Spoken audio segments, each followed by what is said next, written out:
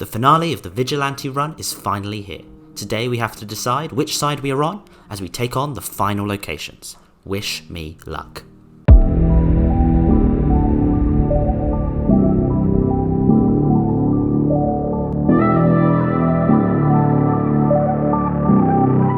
So, the remaining two locations are the school, which has become a makeshift hideout for the rebels, and the military outpost, which is incredibly well stocked. We need to decide which side we are on and take out the other. However, before we start any of that, we need to rest up and grab a few more resources. Boris makes quick work of taking everything of use from the warehouse now that its inhabitants are gone, and returns with plenty of resources to get us through the rest of this playthrough. On day 19, we set up a trap, just in case, and we trade away one of our many guns for materials and a few lockpicks. Hopefully, they will come in useful. Now, we come to the decision making. We decide to check out the school first. We think maybe eavesdropping on the people there will help us to make our decision. As we arrive and lockpick the first room, we suddenly hear two bandits chatting.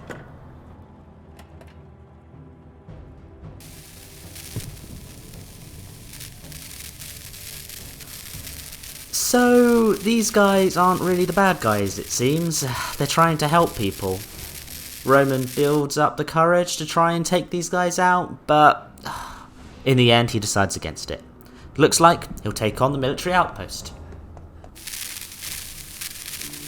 Arika arrives at the school, ready to take out the rebels. She came the night before and opened up some doors for herself, but is now ready to take them all out. She starts with the trader and lines up perfectly as he steps out. A quick knife to the back and he's down. He manages to get a slight word out, but it is in vain. Next, she lies in wait in the next room, in the shadows. She clearly hears a soldier coming and prepares herself. She lets him pass and then follows and takes him out. Don't want him to be too close to the ladder now, do we? Returning to the shadows, Arika waits for the next guard to come up for some fresh air before she follows him outside. That was the last breath of anything he'll ever have. That just leaves the basement people and the final guy in the front room. Heading down to the basement first, Arika spots a patrolman following a repetitive pattern. A silly mistake. She finds her spot and waits, deftly taking out the man as he passes. 3 left. The next one is slightly tricky. He's sitting down in the next room, paying attention to what's around him. Unfortunately for him, boredom will be his downfall. He decides that what's the worst that can happen and starts to read his book. Arika provides him with a not-so-happy ending. This leaves only one person in the basement, a curious fella who seems fascinated by piles of rubble. Arika thinks she can have some fun with this one and drops down from above before dealing the finishing blow. How very Batman of her. And that leaves only one. The person in that front room. Well, Arika could wait for them to do something to distract themselves, but why risk leaving in the daylight? Arika can take on one measly bandit. She heads in with a few swift hits, takes him down. Now it's time to head home for a well-earned rest. So, the decision has been made. We'll take out the soldiers at the military outpost tomorrow. Wish Roman luck. He heals up and gets some rest in before heading on his way. He takes some tools alongside full armour, a knife and his shotgun. It always pays to be prepared. He then arrives and the long fight begins. At the front door to greet him is a trader and a sentry. They seem pretty well equipped, so this may be quite tricky. However, he does get a stroke of luck when the trader gets called away momentarily. Roman senses his moment and quietly climbs the ladder, right behind the guard in the sentry tower. A quick backstab, and that guy is down. He's then able to climb over the first building and come up behind the trader to deal with him.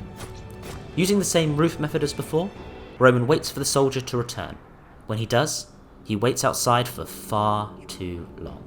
He walks back to the second building but stops for a moment. That brief moment will be his end. Roman strikes, but the soldier tries to fight back.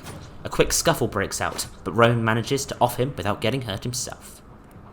Roman then enters the second building, making sure to close all the doors behind himself. He decides to head upstairs and try to sneak through, but his timing is horrific. Just as he reaches the top of the stairs, a soldier jumps out of the door. Roman jumps to action, setting upon the soldier before he can react. 3 strikes, and this man is out of there. Next up is the courtyard, and Roman sees a man patrolling back and forth. There is clearly an opportunity here. Roman sneaks up behind this man as he walks away and takes him out underneath the watchtower. Unfortunately, Roman missed the overwatch in the building at the back. Suddenly, this soldier comes bursting out of the door and shouts for help. This could be Roman's last stand. Roman quickly takes the initiative, getting in a few good hits on the first guy before his friends arrive. Just as they come out the door, Roman lands the final blow and turns to face the last 2 inhabitants of this location. Moving like a flash, Roman takes out one with 3 blows, while the other tries to get a good shot. Sensing that a well-placed shot could end him, Roman jumps inside the building and shuts the door. Thank God there is a good hiding place here. Roman jumps inside and the final soldier runs past. Roman takes the easy kill and realises the job is done. With the military outpost emptied, and a lot of the worst parts of crime removed from Pogorim, the war came to a swift end. People started to come out again and live their lives, free from tyranny of these soldiers who had occupied their city for so long. The rebels aren't perfect, but at least they left people alone after the war. I wonder what would have happened if we hadn't sided with them, though. Arika returns from her triumph, but she feels empty inside. Had she made the right decision? Yes, an end to the rebels meant no more war, but what could happen after the war? The soldiers had a much firmer grasp on this country and the city. They could return to their lives, I suppose, but only under the watchful eye of the army. Arika was sad. Her housemates were also sad. The war was for nothing. But hey, at least it's over.